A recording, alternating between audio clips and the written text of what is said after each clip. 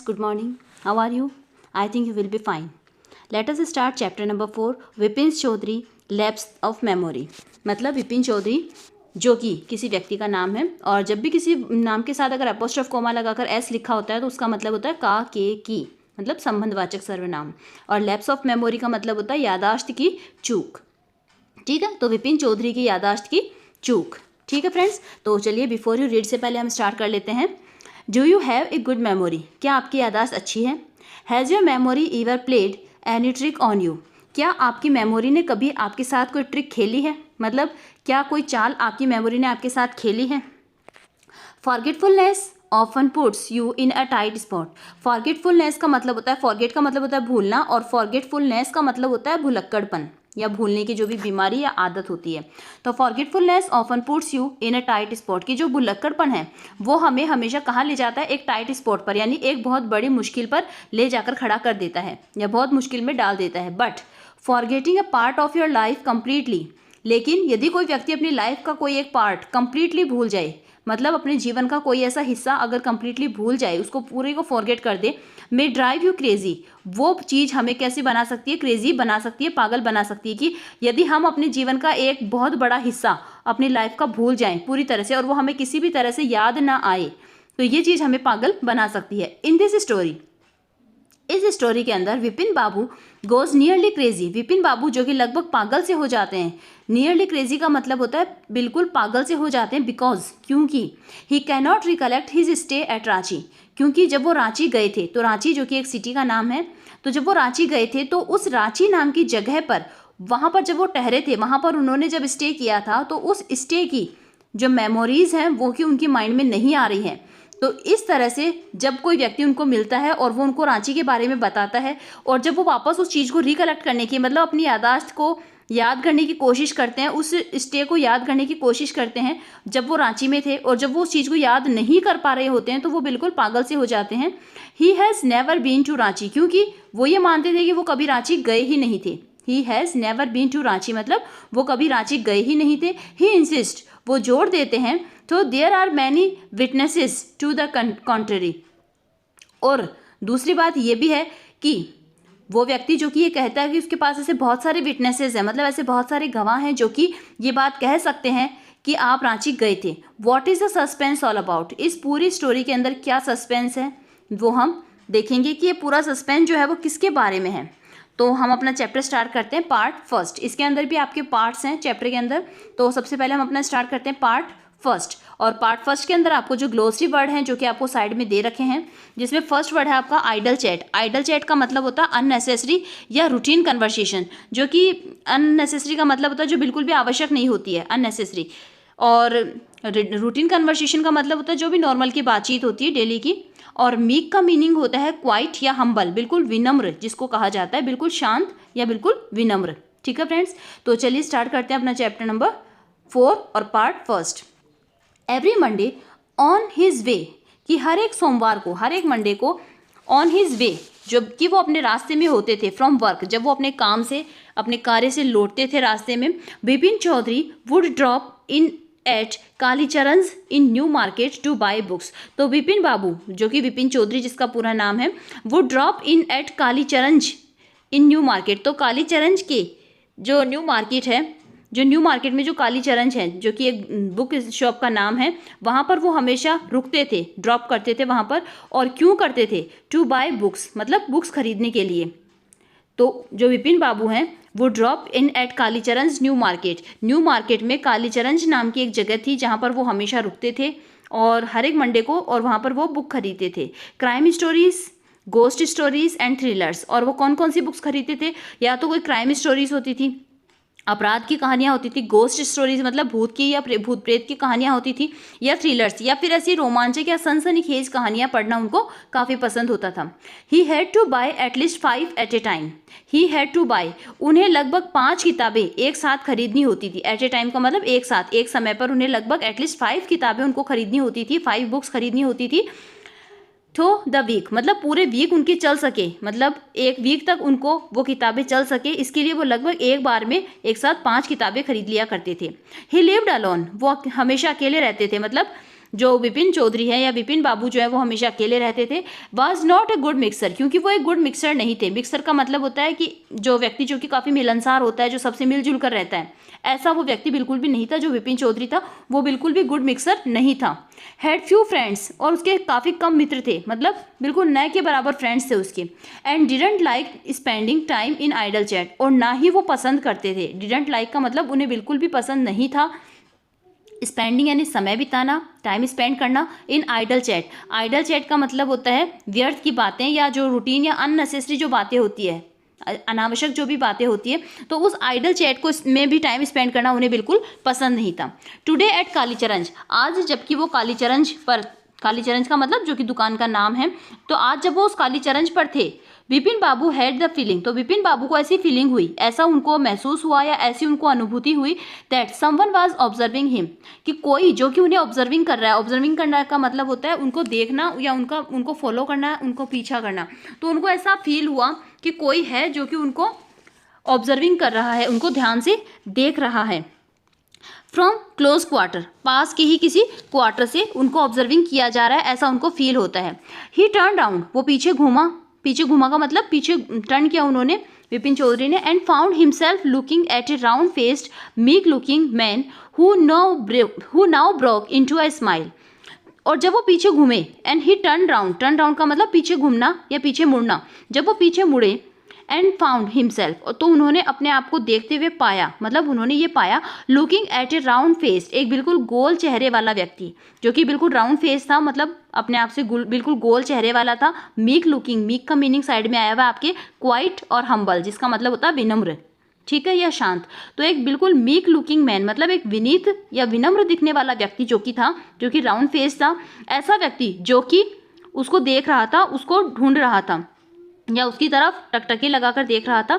And, और अब क्या हुआ, who now broke into a smile, who यानी जो का मतलब है यहाँ पर उस व्यक्ति से जो कि उसको ऑब्जर्विंग कर रहा था विपिन चौधरी को। तो ये हु वर्ड जो है वो उस व्यक्ति के लिए आया है जो विपिन बाबू को ऑब्जर्विंग कर रहा था। Who now broke into a smile, broke into a smile का मतलब होता है कि अचानक से जोर से मुस्कुराने लग जाना, ब्रोक इनटू अ स्माइल, ठीक है।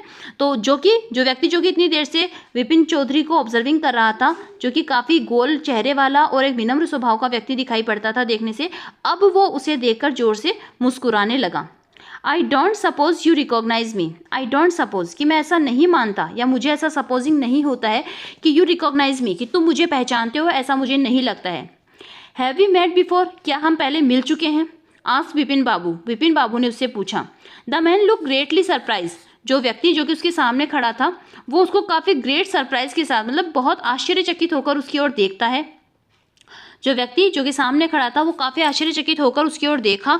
We met every day for a whole week, और फिर वो उसको कहता है वो व्यक्ति कि हम लगभग एक वीक तक, पूरे एक सप्ताह तक, एवरी डे यानी हर दिन मिले थे। मेट का मीनिंग होता है मिले थे, पास्ट फॉर्म है मीट का, ठीक है, MEET, मीट का पास्ट फॉर्म है मेट। तो हम लगभग हर एक दिन मिले थे पूरे एक वीक तक, ये उसको वो व्यक्ति कहता है। I arrange for a car to take you to the Hundru Falls, I arrange for a car to take you to the Hundru Falls, कि मैंने आपको एक कार भी अरेंज करवाई थी, एक कार की भी मैंने आपको व्यवस्था करवाई थी, जो आपको हुद्रू फॉल्स पर, यानी कि हुद्रू नाम का एक जलप्रपात था, उस जलप्रपात पर लेके जाने के लिए मैंने आपको एक कार की भी व्यवस्था करवाई थी।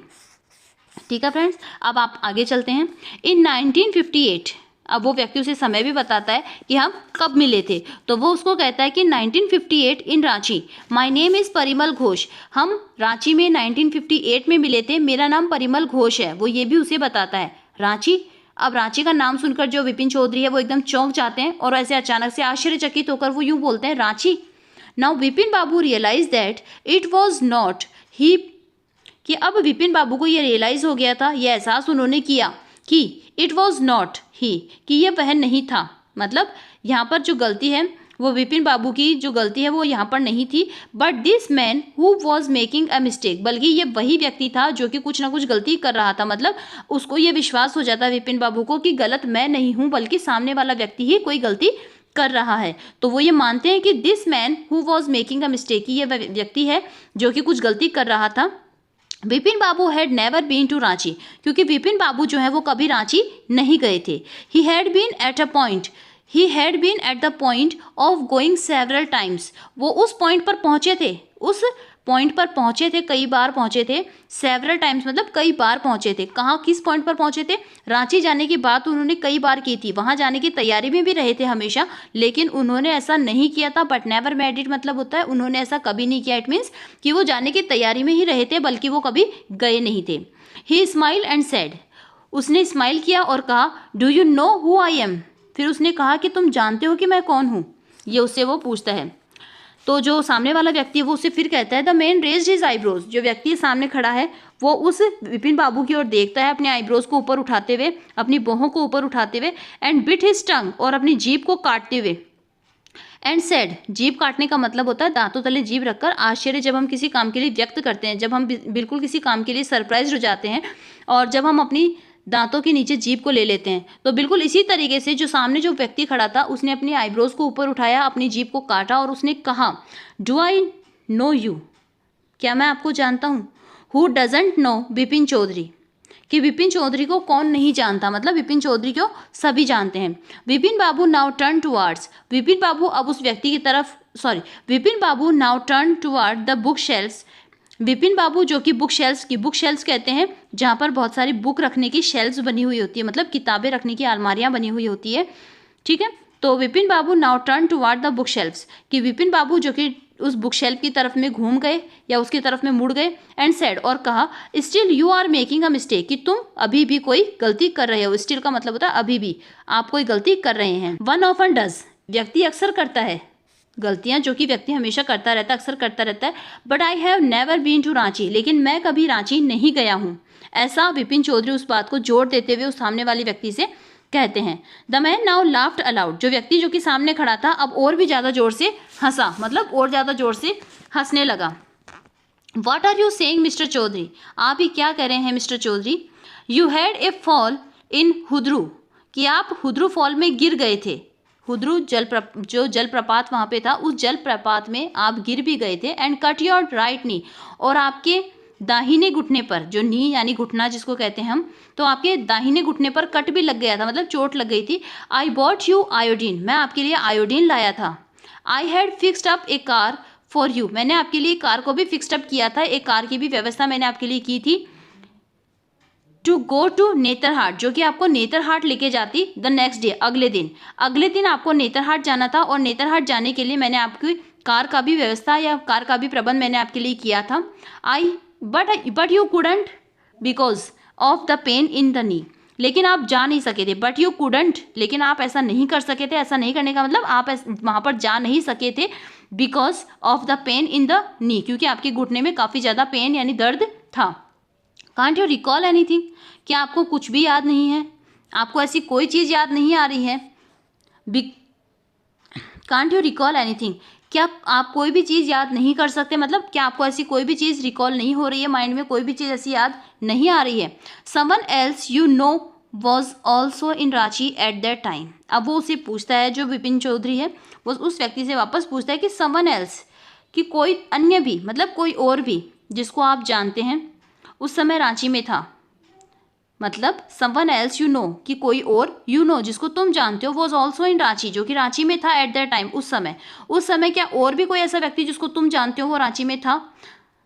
मिस्टर दिनेश मुखर्जी, तो फिर वो जो सामने व्यक्ति खड़ा था वो उसका नाम बताता है, mister Dinesh Mukherjee. You stayed in a bungalow, कि मिस्टर दिनेश मुखर्जी नाम का व्यक्ति था, आप एक बंगलो के अंदर ठहरे हुए थे, स्टे करे हुए थे। You said you didn't like hotel food, क्योंकि आपने ये कहा था कि आपको होटल फूड पसंद नहीं है, मतलब आपको होटल का खाना बिल्कुल भी पसंद नहीं है। And would prefer to have your meal cook by a bawarchi, और यू वुड प्रीफर, और आप प्रीफर करते हैं, मतलब आप हमेशा से ही पसंद करते हैं, आपको हमेशा से आपके द्वारा प्रीफर किया जाता है ऐसा मील, ऐसा भोजन जो कि किसी बावर्ची के द्वारा कुक किया गया हो, किसी बावर्ची के द्वारा बनाया गया हो। Mister Mukherjee stayed with his sister, mister Mukherjee जो कि अपनी सिस्टर के साथ वहाँ पे ठहरे हुए थे। You had a big argument, और आपने एक बहुत बड़ा आर्ग्यूमेंट, एक बहुत बड़ा तर्क वितर्क भी किया था अबाउट द मून लैंडिंग को लेकर, चंद्रमा की धरती पर उतरने के बारे में एक बहुत बड़ी बहस जो थी वो आपकी मिस्टर दिनेश मुखर्जी के साथ हुई थी। रिमेंबर, याद है, वो उसको पूछते हैं कि याद है। I will tell you more, मैं तुम्हें और भी ज़्यादा बता सकता हूँ, मतलब मुझे ऐसी और भी बातें याद है जो कि मैं तुम्हें बता सकता हूँ। You always carried A bag with your books in it, कि तुम हमेशा अपने साथ एक बैग रखते थे, कि एक बैग जो कि हमेशा तुम्हारे साथ रहता था जिसके अंदर बुक्स रहा करती थी, on your sight seeing trip, जो कि साइट सीइंग का मतलब होता है दर्शनीय स्थल, ठीक है। तो जब भी आप अपनी दर्शनीय स्थल की यात्रा पर होते थे तो आपके पास एक बैग हुआ करता था और उस बैग में आप अपनी किताबें रखा करते थे।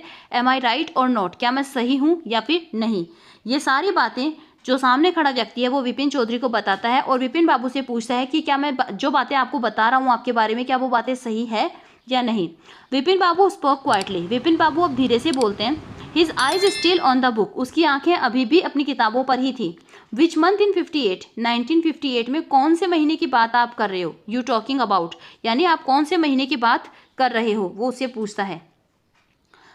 द मैन सेड, तो ये जो व्यक्ति है वो कहता है अक्टूबर, मतलब मैं अक्टूबर महीने की बात कर रहा हूँ, 1958 में अक्टूबर के महीने में आप रांची गए थे।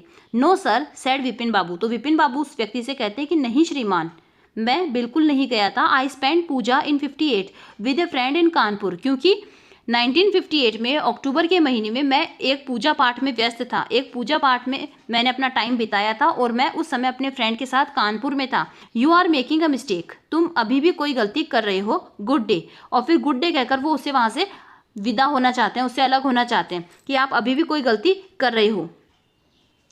But the man didn't go, लेकिन वो व्यक्ति वहाँ से नहीं गया, अभी भी वो व्यक्ति वहीं पर ही खड़ा था, उसने वहाँ से वो व्यक्ति नहीं गया। And did he stop talking, और ना ही उसने अपनी बातचीत बंद की थी, मतलब ना ही उसने अपनी बातें बंद की थी, ना ही वो व्यक्ति वहाँ से गया था। वेरी स्ट्रेंज, बहुत ही विचित्र बात है।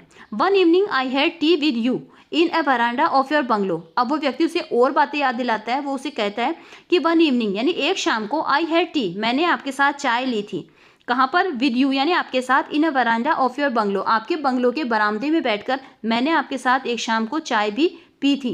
You spoke about your family, और तब आप अपने परिवार के बारे में बता रहे थे, आपने अपने परिवार के बारे में बातें की थी।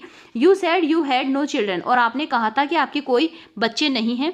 And that you had lost your wife 10 years अगो, और आपने ये भी कहा था कि आप अपनी पत्नी को 10 वर्ष पहले, 10 years पहले खो चुके हैं।